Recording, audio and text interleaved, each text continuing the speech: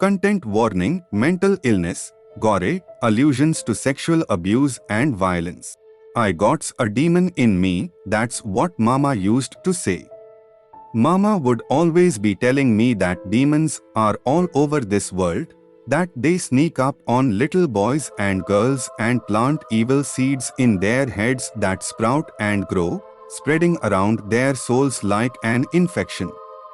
It kinda be like when you don't wash a part of open, scabby skin, the spot around it starts to turn an ugly shade of yellow, then it gets sticky, and then you gots to clean it with a smelly, burning liquid that leaves the gash looking dark brown for a moment. Mama swore that for demons the only medicine needed was prayer. Keep your hands tight and close to your chest. Imagine they are chained, bound by your faith in the Lord. Pray to Him, my son, so that He may take your demon away. But my demon don't go away. I see him in the shadows that bend all crooked like close to doorways. And I'm sure he hides in the bathroom mirror, tucking his slender body into the corners of the glass, just waiting for me to look elsewhere so he can snatch me and pull me into his reverse world, where the bad is very good and the good is very bad. I told Mama this, that he saw me brushing my teeth and spitting in the sink, so she grabbed me by the ear, dragged me into the bathroom, turned on the lights, and pointed straight into the mirror. "Where's the demon?" she asked. "If he is here, then I want to see him." But the demon didn't show himself. "You won't be able to see him, Mama," I said. "For heaven's sake," she yelled, letting her spit fly over to my cheeks.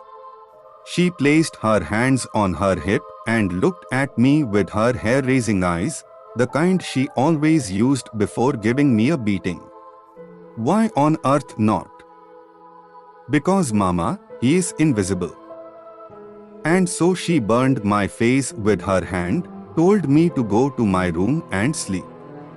"Pray," she said, "before having me leave the bathroom. Kneel by your bed and plead to the Lord so that He can take that demon, only you seem to be able to see, away." I put my knees on the ground, rested my elbows on my bed, kept my hands raised and my chin down. I begged, "Dear Lord," I sang, "can you guide my demon, take him and forever keep me safe?" Tears trickled down my face. "Please, I don't want him growing, taking over me like a weed, feeding on my fears, and making me think these awful things." I said a Lord's Prayer, "Our Father, who art in heaven, hallowed be thy name, thy kingdom come, thy will be done on earth as it is in heaven." I remembered Mama's words, her hand clutching the rosary. She often recited 10 Hail Marys whenever she felt the need to clear her mind, so I did the same. I didn't have any strings or beads, but I kept the number of the prayers alive in my head. I started with 10, then added another prayer for the Lord, followed by another 10 Hail Marys, and repeated myself until my knees hurt and it was too hard to stand. 10. That's how many times I blink as soon as I wake up. I place my right foot on the cold ground first, followed by then my right. 10. That's how many times I pace from one end of my bedroom to the other before making my bed. 10. That's how many Hail Marys I pray before even thinking about leaving my room for breakfast. 10. That's how many steps I am supposed to take from the doorway down to the stairwell.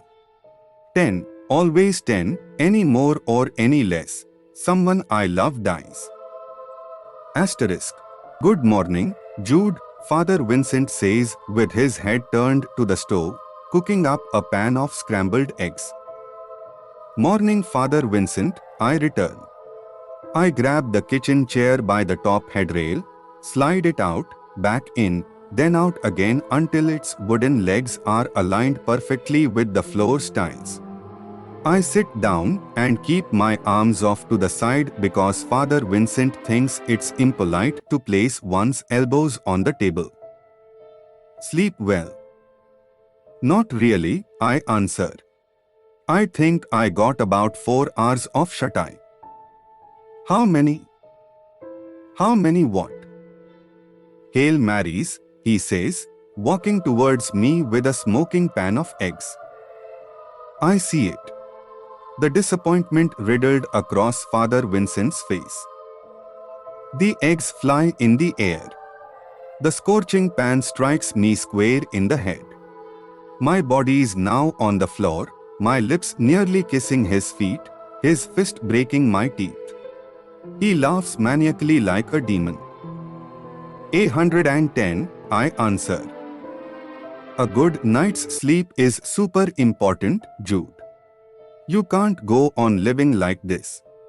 What's wrong with 109, or even just 10? 10 Hail Marys aren't enough. And how do you know when it's enough? I just know. Asterisk. Mama used to tell me that I was cursed. That a demon had latched onto my soul. She would hear me talking to myself while pacing in my childhood bedroom. Shut up, she would always yell. Go to sleep. What on earth is wrong with you? Nightmares, I'd tell myself.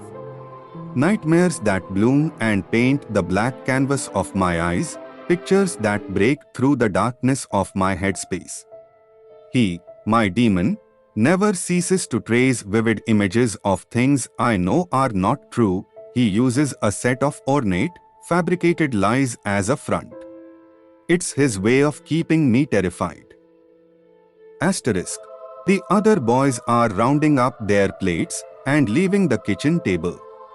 They stand and grab their dirty dishes, forks, and napkins. The chairs screech as some of them drag the legs back against the tiled floors. One boy plants himself in front of the sink while another rolls up the plastic placemats. Another tall fellow scrapes everyone's leftover food into the garbage. The kitchen is flooded with the sounds of scurrying footsteps, dishes clanking, water running out of the faucet. The boy rolling up the placemats beside me has a knife tucked under his sleeve. He walks behind me, and the metallic tip shines from below his wrist. He reveals his weapon seconds before the boy in front of the sink has any chance to escape. He plunges the knife into the boy's gut. Blood seeps from the wound and trickles down his legs like piss. Everyone runs. He looks to me, knife in hand and serrated teeth, grinning. I'm next. Hey Jude, the boy beside me asks, you gonna take much longer, or can I take your mat? Huh? I don't know, just leave it with me. I will put it away once I'm done. He stares at the food on my plate, the pile of scrambled eggs looking like curdled cheese and the sausage patty symmetrically cut into 10 pieces. Well, just make sure you finish eating before lunch, he answers, chuckling. I swear, why the fuck do you take so long to eat? What did I hear? Father Vincent fires, entering the kitchen. Nothing. All the boys reply in unison as if Father Vincent had asked each and every one of them. Jude here is just taking an eternity to eat again, the boy by the sink responds, with a water stain over the front of his shirt, looking like an ink blotch. He is going to skimp out on helping us clean up again, Father V. Tell you what, Father Vincent says. How about you guys leave Jude and me to talk, and we will clean up the kitchen by ourselves before lunch? Does that sound good? Really, some of the boys gush in disbelief. Yeah, just scram before I change my mind, and in a flash, the sound of excited running invades the space, dissipating as each of the boys go upstairs or out through the front door to play in the yard. Don't forget to dry them dishes, one of the boys mocks before leaving the kitchen behind. Asterisk. Sometimes I will see Father Vincent on top of me, his robe draping down from his chest and swaying over my thighs. The seamed edges of his gown will rub against my waist, expand and recede like the white scars that creep onto a sandy beach. He'll release a beastly sound, almost a tribal roar that'll echo and get absorbed into the sheets. His breath hot over my face, his eyes fixate on the bulge of my neck right before killing me. Jude, I'm starting to get worried about you, Father Vincent says. I know things haven't been easy for you since your arrival, but what? Your behavior, he says, it's not exactly something that I understand. Don't worry, Father Vincent, I assure him. I'm fine, I say, shining him a smile. It's no big deal. I'm great, see. Come on, Jude, open up. You have been here for 8 months, and you still haven't told us much of anything. Father Vincent pulls out a chair and sits across from me. He crosses his arms and places them over the table. I thought you didn't like it when we did that. Well, we are not eating now, are we? He returns. You want to know something? What? I have terrible table manners, he answers, laughing. But the boys here need to know how to mind their manners if they ever intend to leave here. Honestly, I'm not much of a stickler for the rules. I scan Father Vincent from head to hands, notice his slouching, his head slightly arched forward as if at any moment he could jump over the table and grab me. So, he continues. I told you something about me, now how about you tell me something about yourself, Jude? Do you really want to know? Lay it on me. I have a demon.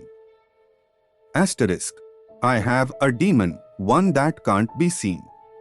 He isn't noticeable like a shadow or a voice, he is silent like the air I breathe. He speaks through thoughts and rituals, tasks that he can somehow force onto me. I see him in the corridors, pushing me down the stairs or stretching his body from across the foot of my bed, trying to make a grab for my legs.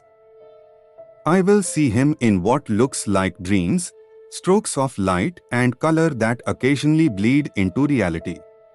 He'll take over a room, the objects, the people around me, and sometimes even toy with my body. The rituals, I need to follow them, even if they seem like nonsense to me. Tens are sacred. 10 blinks, 10 steps, 10 prayers. I chew my food 10 times on each side of my mouth. I must wash my hands 10 times on each side every time I go to the bathroom, and I'm not allowed to leave the space before looking at the mirror. I need to make sure he sees me. He needs to be aware of each and every one of my performances. He knows everything about me. I need to make sure he is pleased. If he is ever unhappy, he'll do something terrible. I pray every night for him to leave me. Prayers in sets of 10s. 10 Hail Marys between each Our Father, followed by cramping legs and burning knees. This is probably the most valuable task among all the others. Once my eyes were heavy from such a tiring evening and a brutal beating that I fell asleep before completing my nightly ceremony. That night, I woke up, and my demon had taken Mama away from me. Asterisk. There is a golden cross on the pulpit, glimmering from the chandelier basking the church in a warm, yellow glow. Father Vincent told me to meet him here. We will talk more after lunch, he said. We talked the entire time we cleaned the kitchen. Father Vincent asked me about everything that my demon had ever made me do. I told him about the thoughts, the prayer, how Mama hit me each time I mentioned the demon. And how do you know it's a demon? He asked. Mama told me. She said my father had a demon too. A kind that made him do crazy things. It forced him to go into drinking and make long cuts down his arms. Mama said that my father had this thing with being clean and keeping everything in pristine condition. He wouldn't touch certain things, and his demon only ever let him be when he was in church under the protection of the Lord. I see. And what about you? Do you think your demon fears the Lord? I think so. I don't know. Maybe. The doors from the entrance bang and echo through down the sea of benches. Father Vincent walks down the aisle with a woman in a pencil skirt, a brown blazer, and turtle shell glasses. Jude, Father Vincent begins, this is Dr. Wong. Nice to meet you, Jude, she says, stretching out her arm. You can call me Lucy. I stare at her wrinkled knuckles and the contouring lines of her palm and fingers. I don't raise a finger to greet her, and so she retracts her hand. A doctor? Yes, Jude. Lucy here is a doctor and a dear old friend. I asked her to come down here to speak to you. About what? I fire, looking to Father Vincent and then diverting my gaze to Lucy. Well, let's say I think I can help you out, Jude. That is if you are willing to speak to me. What do you mean? I return. Vincent told me you have a demon. Is that correct? I nod. Tell me, how do you live with this demon? I do what he wants. I try to keep things in order just the way he likes it. I also pray. Does it always work? Most of the time, I answer. And how do you feel about that? About having to do all of these things? Honestly, I feel pretty tired. Anything else? Shameful. Dr. Wong squats down beside the bench where I'm sitting. Father Vincent takes a seat directly behind me. We want to see if we can offer you some relief, Jude. A way to help you out that doesn't involve keeping you awake most of the night in prayer. No. I blurt out. I need to pray. Prayer is what keeps him at bay. No, Jude, it doesn't, Dr. Wong interjects. The truth is your demon isn't exactly the type that will simply go away like that. What? But Mama said. We know, Jude, Father Vincent replies. But how about you talk to Dr. Wong for a bit?